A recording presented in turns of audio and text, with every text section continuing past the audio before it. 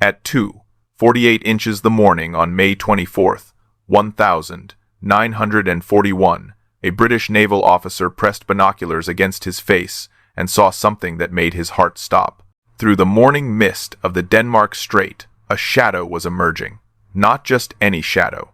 A battleship, massive, larger than anything the Royal Navy had ever built. The officer's hands started shaking. He knew exactly what he was looking at. The Bismarck had arrived. In 6 minutes, it would blow Britain's most beloved warship into pieces so small that 1,415 men would simply vanish into the Atlantic. No time to abandon ship, no time to even scream. Just gone. The Bismarck wasn't just a ship. It was 50,000 tons of German engineering designed to do one thing: strangle Britain by destroying every convoy crossing the Atlantic Ocean. If it succeeded, Britain would starve within months. The war would be over before America could fully intervene. Winston Churchill knew it, Hitler knew it, and the terrified officer staring through his binoculars knew it too. Everything depended on stopping this monster. But first, they had to find it somewhere in 3 million square miles of open ocean. And now, here it was, closer than anyone expected, deadlier than anyone imagined. The officer shouted into the ship's intercom, "Battle stations, battle stations, enemy battleship bearing 320. Alarms screamed throughout HMS Hood. Men bolted from their bunks, still half asleep, pulling on clothes as they ran to their positions. Some were excited, most were terrified. The Hood was Britain's pride, sure, the biggest warship in the world for 20 years. Newspapers called it the mighty Hood. When it sailed from port 3 days ago, the entire nation relaxed. If anyone could stop the Bismarck, the Hood could. But standing on the bridge at 2:48 a.m., watching that German monster cut through the mist like a knife, the Hood's captain knew something the public didn't. His ship had a fatal flaw. The deck armor on top was too thin. A design mistake from the First World War that was never fixed. At long range, enemy shells would arc high into the sky and come down almost vertically, straight through that thin deck armor, straight into the magazines where thousands of tons of explosive shells were stored. The captain had one chance: close the distance fast. Get close enough that German shells would hit the Hood's thick side armor instead of the thin deck. But the Bismarck was already turning its guns. The range was 13 miles. The Hood needed to cover at least 5 miles. Fast. They had minutes, maybe less. The Bismarck's crew was calm, disciplined. They'd trained for this moment for years. The gunnery officer calculated range, wind speed, the target's course and speed. He fed the numbers into the fire control computer.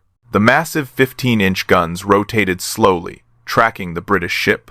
Each gun barrel was longer than a city bus. Each shell weighed as much as a small car. The British fired first. 8 shells screamed toward the Bismarck. The German crew watched them come. Splashes erupted around their ship. Close. Very close. Spray drenched the deck. But no hits. Now, it was Germany's turn. The first salvo roared out at 5:53 a.m., 8 shells toward the Hood. The German crew watched them arc across the morning sky. Some fell short, some went long. They were bracketing the target, getting the range. The second salvo was closer, much closer. The Hood's crew could hear the shells screaming overhead. Then came the third salvo at 5:57 a.m., and everything changed. The story of the Bismarck really begins 5 years earlier, in 1936, in a conference room in Berlin. Adolf Hitler sat at the head of a long table, surrounded by his top naval officers. He was obsessed with one idea: building a warship that would make every other navy in the world obsolete, not just competitive, obsolete. "I want a battleship," Hitler told his engineers, "that can sink anything afloat and outrun anything it can't sink." The engineers nodded. They already had plans. Ambitious plans. Plans that would require unlimited budget, 3 years of construction, and some of the most advanced engineering on the planet. Hitler gave them everything they asked for. This wasn't just about military power. It was about pride, about showing the world that Germany could build something magnificent. The result was a beast. The Bismarck stretched 823 feet long, nearly 3 football fields. Its armor was 13 inches thick on the sides, thick enough to stop any shell fired by any ship in the British or American navies. Its 8 15-inch guns could punch through steel from 22 miles away. To put that in perspective, the Bismarck could destroy an enemy ship before that ship even knew it was under attack. But it wasn't just the weapons and armor that made the Bismarck special. It had a top speed of 30 knots, faster than most of the ships that would be sent to hunt it. It had advanced radar, cutting-edge fire control computers, and redundant systems for everything critical. If one engine room flooded, the ship could still operate.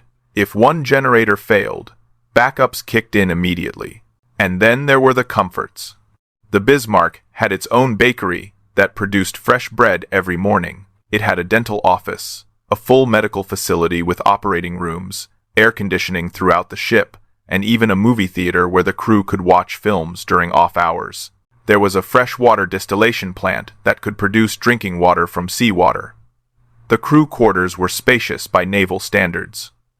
2,200 men would live aboard this floating city. When the Bismarck launched in February 1939, thousands of people gathered to watch. Champagne was smashed against the hull. Nazi propaganda ministers called it the pride of the fatherland and the ship that will rule the Atlantic. Newsreels showed it from every angle, emphasizing its massive guns and impenetrable armor. The message was clear. Germany now had a weapon that could change the course of the war. The crew boarding the Bismarck thought they were stepping onto an invincible fortress. Most were in their early 20s, excited for their first real combat mission. They'd heard the speeches. They'd seen the propaganda.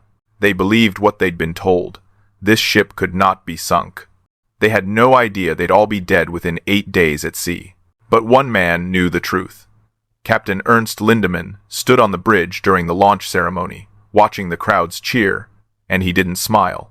He'd studied the numbers. He'd looked at the strategic situation. And he'd seen the fatal flaw that the propaganda conveniently ignored. The Bismarck was alone. The German Navy had only a handful of major warships. Britain had dozens. If the Bismarck was ever cornered in open water, it would face an entire navy by itself. No support, no reinforcements, no air cover. Just one ship against everything Britain could throw at it. Lindemann called a private meeting with his senior officers a week before their first mission. He closed the door. He looked each man in the eye, and he said something that made them all uncomfortable. "Gentlemen," Lindemann said quietly, "we will either return as heroes, or we will not return at all." The officers laughed nervously. Surely the captain was being dramatic. Surely the Bismarck's armor and guns would be enough. One of the younger officers even said it out loud. "Sir, this ship is unsinkable." Lindemann didn't argue. He just stared out the window at the massive vessel docked below. He knew something about war that young officers didn't understand yet. Tonnage doesn't matter when you're outnumbered 10-1. Armor doesn't help when the entire ocean is hunting you. Speed is useless when you have nowhere to run. The Bismarck had another problem too, though nobody talked about it openly. Fuel capacity. The ship could steam for about 8,500 miles at cruising speed. That sounds like a lot until you realize the Atlantic Ocean is huge and fuel-guzzling high-speed maneuvers would cut that range dramatically.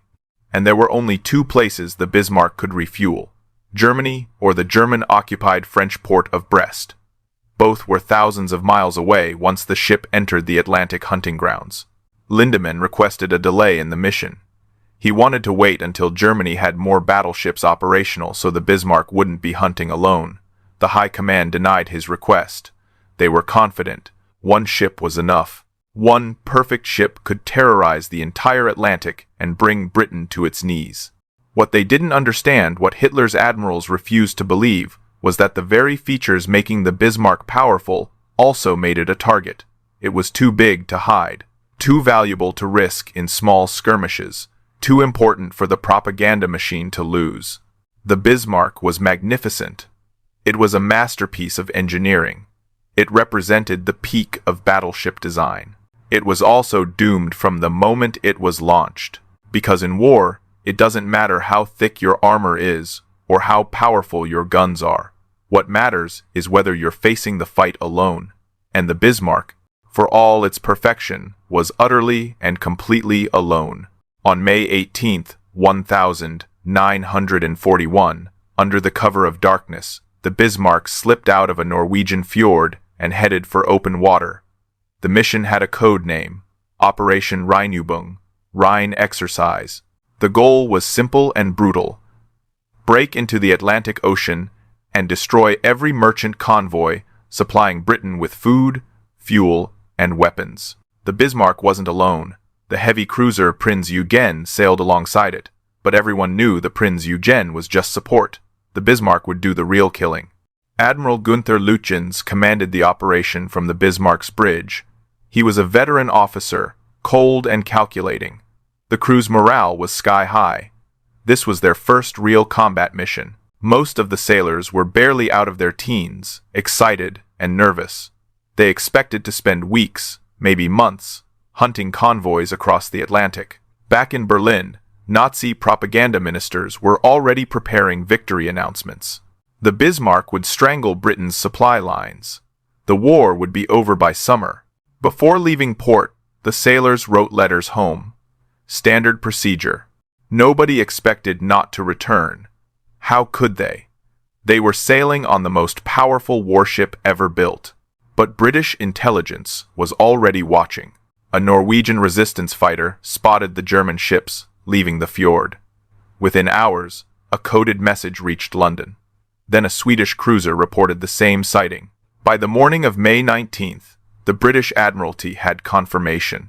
The message delivered to Prime Minister Winston Churchill contained just 3 words: Bismarck is out. Churchill went pale. He called an emergency meeting immediately. He understood what this meant better than anyone. Britain was barely surviving. The nation had maybe 6 weeks of food supplies left. German U-boats were already sinking merchant ships faster than they could be replaced. If the Bismarck reached the convoy routes, it could sink 50 ships before anyone stopped it. 50 ships meant thousands of tons of food, medicine, ammunition gone. Britain would starve. The war would be lost before America could fully mobilize its military. Churchill's order was direct: sink the Bismarck at all costs. What happened next was the largest naval hunt in history. The Royal Navy scrambled everything that could float. The aircraft carrier HMS Victorious launched search planes. The battleships King George V and Prince of Wales steamed at full speed toward the Denmark Strait. Dozens of cruisers formed a search line across hundreds of miles of ocean. Destroyers fanned out in every direction. Flying boats took off from Iceland, searching the freezing waters below. And then there was the Hood. When British newspapers announced that HMS Hood was being dispatched to intercept the Bismarck, the public relaxed. The mighty Hood. Britain's pride for 20 years. The largest warship in the world. If anyone could stop the Bismarck, it was the Hood. But what the public didn't know, what the newspapers never printed, was that the Hood had a fatal flaw. Its deck armor was thin, too thin. A design mistake from the First World War that was never corrected because the ship was too expensive to rebuild. The Admiralty knew about it. They kept quiet for morale reasons. The Hood's captain knew about it too. He called a private meeting with his officers the night before they sailed. "We must end this quickly," he told them. "Our advantage is speed. We close the distance fast. At close range, enemy shells hit our side armor, which is thick. At long range, shells come down from above and hit the deck armor, which is not." The officers understood. Get close fast, or don't get close at all. The race was on. The Bismarck was steaming toward the Atlantic killing grounds. The Hood was steaming to intercept it.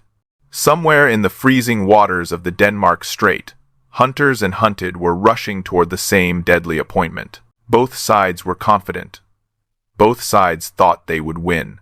Only one would be right. May 24th, 5:52 a.m. The Denmark Strait. Visibility poor. The morning mist was just beginning to lift when lookouts on the Hood spotted something emerging from the fog bank ahead. A massive shape. Two shapes.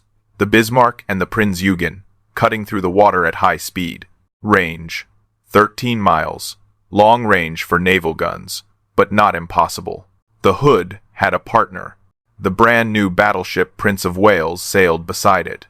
2 British ships against 2 German ships. The odds looked even. They weren't. The Hood's captain gave the order immediately. Open fire. The Hood's 8 15-inch guns roared. Shells screamed across the gap between the ships. The German crew watched them come. Huge splashes erupted around the Bismarck. Close, very close. Spray drenched the deck, but no hits.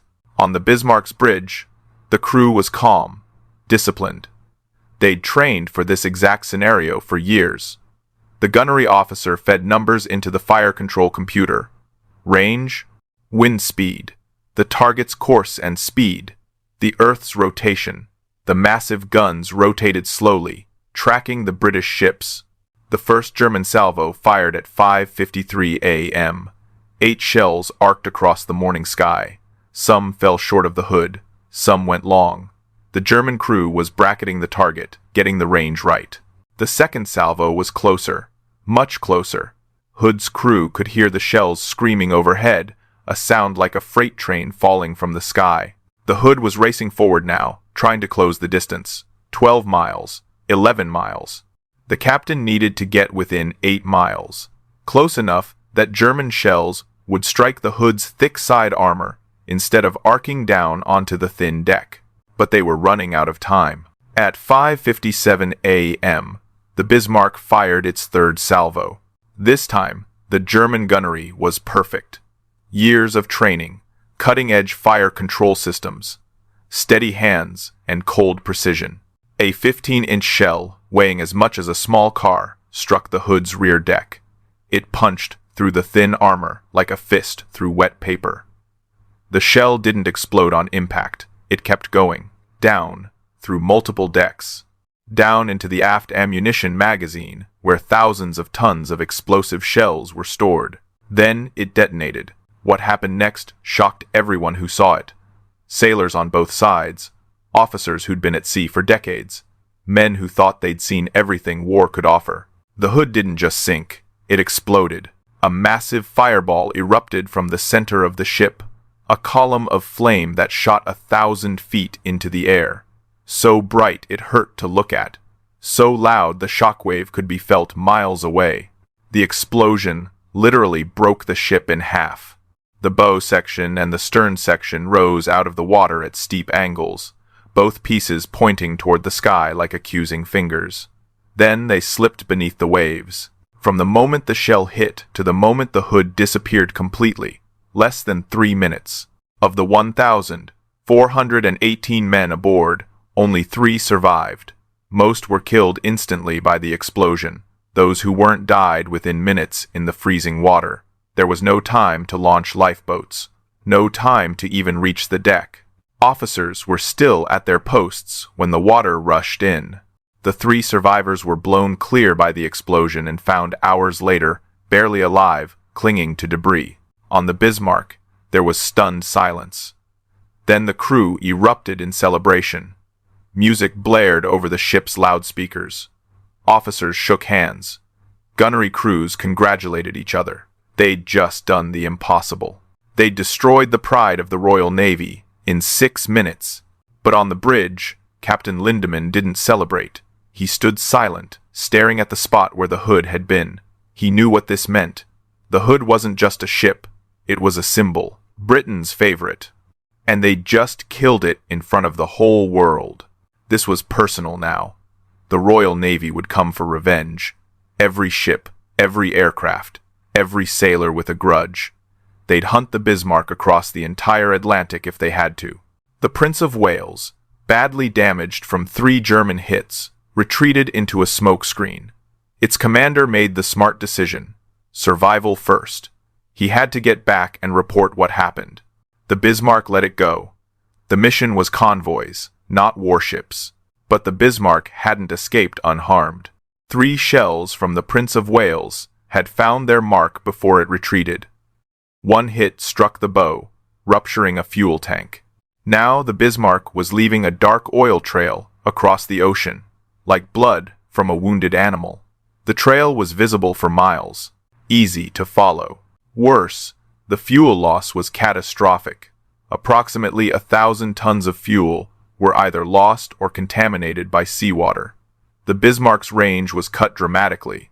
Captain Lindemann assessed the damage and made his recommendation to Admiral Lütjens. We should abort the mission and return to port for repairs. Lütjens refused. Maybe it was pride. Maybe it was stubbornness. Maybe it was pressure from Berlin, where Hitler was already celebrating the Hood's destruction.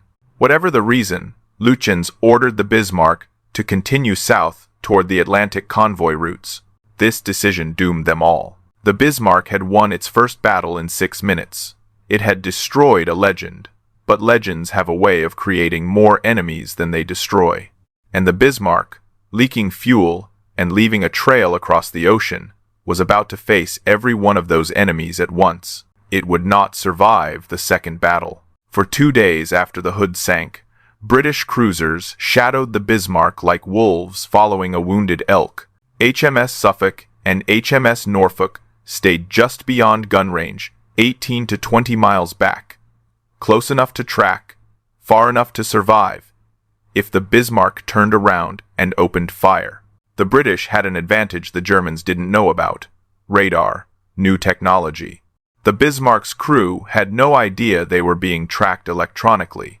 Every hour, the British cruisers sent position reports back to the Admiralty. Every hour, more Royal Navy ships converged from every direction. The Bismarck kept changing course, trying to shake its pursuers.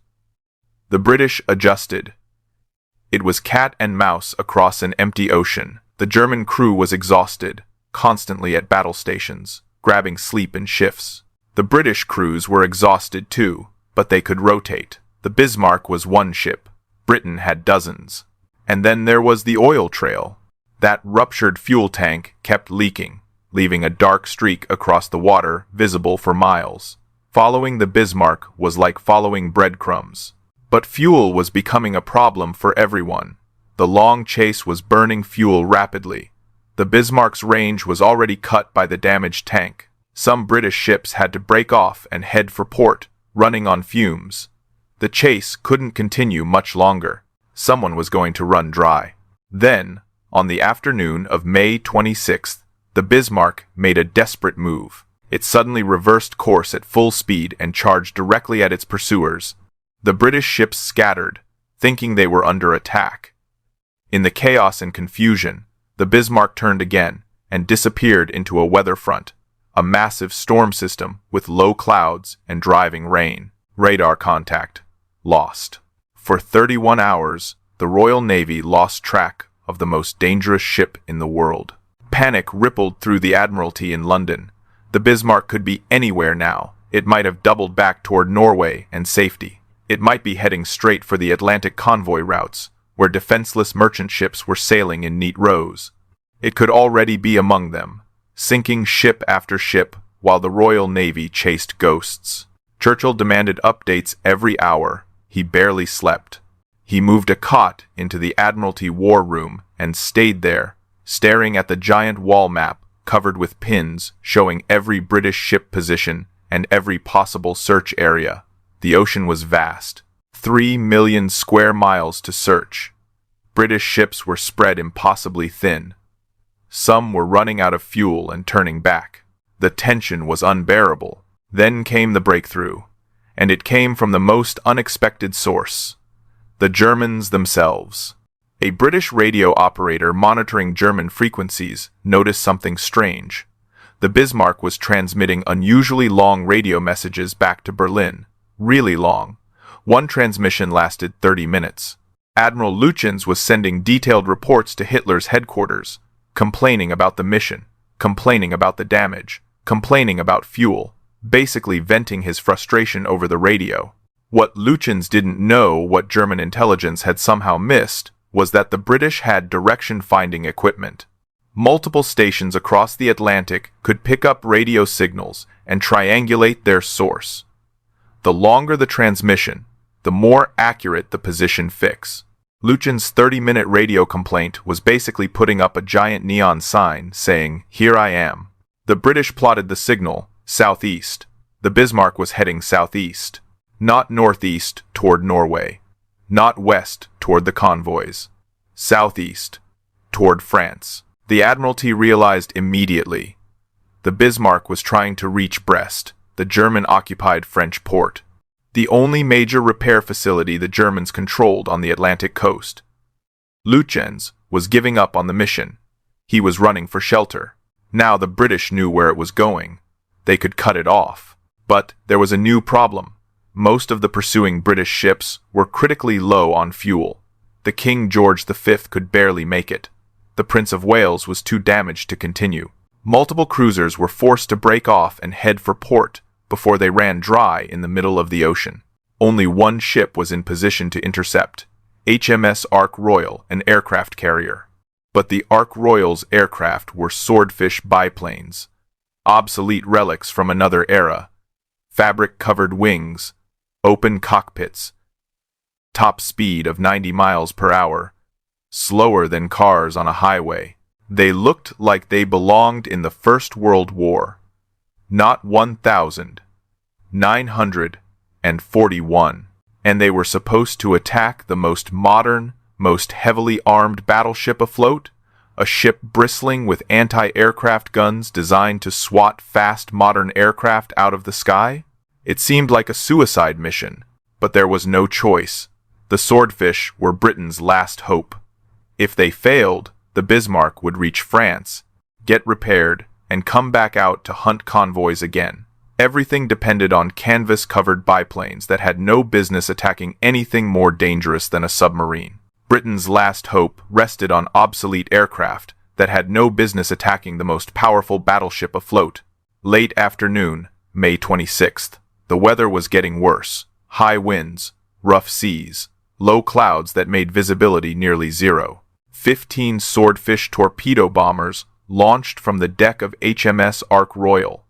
They looked ridiculous. Canvas-covered biplanes with open cockpits.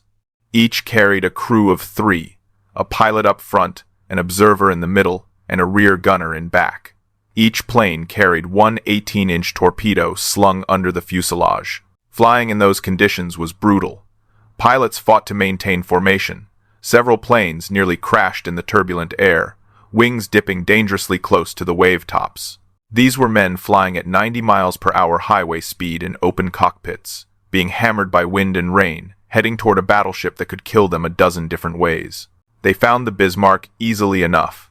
It was hard to miss. A massive ship plowing through rough seas, leaving a white wake behind it. The Bismarck opened fire immediately.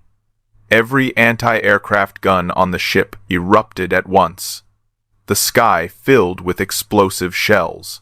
Black puffs of smoke appeared everywhere as shells detonated, sending shrapnel in all directions. But then something strange happened, something nobody expected. The German anti-aircraft guns were designed for modern aircraft, fast planes that flew at 200 miles per hour or more. The guns had sophisticated tracking systems that calculated where a fast-moving target would be and fired ahead of it. But the swordfish were too slow. The German gunners kept overshooting. Their tracking systems couldn't compensate for targets moving that slowly. It was like trying to shoot a turtle when you're trained to shoot rabbits. The attack was still dangerous. Shrapnel filled the air. Near misses rocked the flimsy planes. One swordfish took a direct hit and limped away, trailing smoke, barely making it back to the carrier. But the rest pressed on. They dropped to wave-top height, so low the pilots could see individual waves. Torpedoes had to be released perfectly, too high, and the impact with the water would break them apart. The pilots had to time it exactly right while being shot at by every gun on the Bismarck. 14 torpedoes missed. The Bismarck was maneuvering hard, turning sharply left and right, trying to avoid the white trails streaking through the water. Then the 15th torpedo, launched from the last aircraft in the formation, found its target. It struck the Bismarck's stern. At first, it seemed like just another minor hit. The German crew had taken hits before. The ship's armor was thick. They'd survived worse. Officers checked damage reports. Everything seemed manageable. Then the helmsman called from the steering station. Rudder not responding. Engineering sent a team to check. They came back with devastating news. The torpedo had jammed the rudder hard to port hard left. The steering mechanism was damaged beyond repair. Emergency steering from the engine room, also damaged. The Bismarck could only steam in circles. They tried steering with the engines alone, running one engine faster than the others to force the ship to turn. It barely worked. The best they could manage was a slow, clumsy, zigzag pattern, generally heading northeast, but definitely not fast, and definitely not able to outrun the British battleships that were now racing toward them. Captain Lindemann assessed the situation and turned to Admiral Lutyens. "We're finished." It was true. They couldn't reach France in this condition. They couldn't outrun the pursuers. Their speed was reduced. Their maneuverability was gone. They were like a wounded bear, still deadly, still capable of killing, but unable to run, unable to escape. Lutyens looked at the damage reports. He looked at the map, showing British ships converging from every direction. He looked at his exhausted crew. Then he made an announcement over the ship's intercom. "We will fight to the last shell." All night, British destroyers harassed the crippled Bismarck. They attacked from multiple directions, launching torpedoes, keeping the German crew at battle stations. Most torpedoes missed, but that wasn't the point.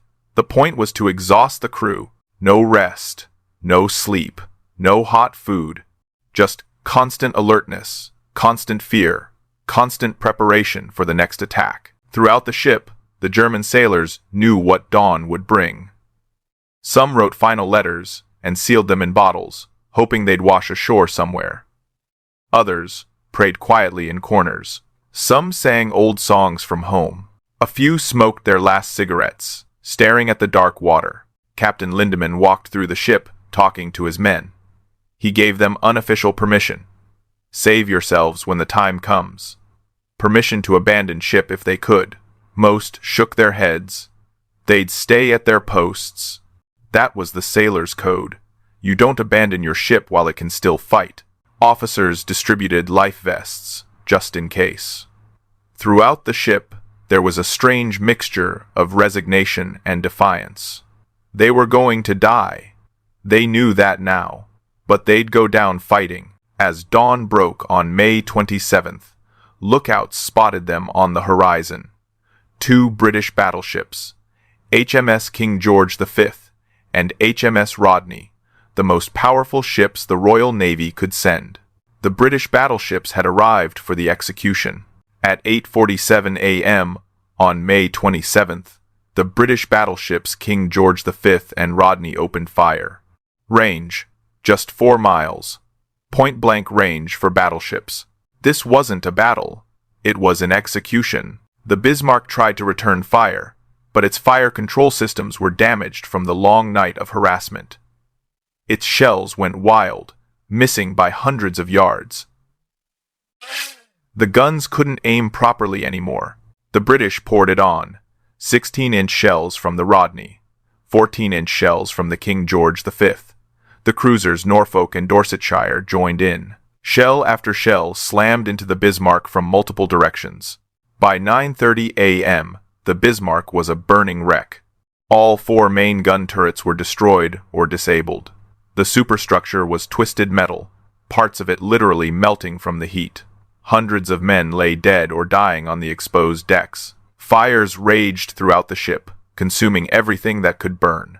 But the ship wouldn't sink. German engineering had built it too well. The armor belt around the hull kept it afloat, even as everything above the waterline was systematically destroyed. The hull itself was nearly invulnerable. The British fired over 2,800 shells, the most ever fired at a single ship in naval history. They launched torpedoes, multiple hits, direct hits. The Bismarck absorbed punishment that would have sunk any other ship 3 times over. It just wouldn't die. Finally, The German crew made the decision themselves. They opened the scuttling valves, flooding the ship from within. They wouldn't let the British have the prize. If the Bismarck was going down, it would go down on German terms. At 10:39 a.m., the Bismarck rolled to port.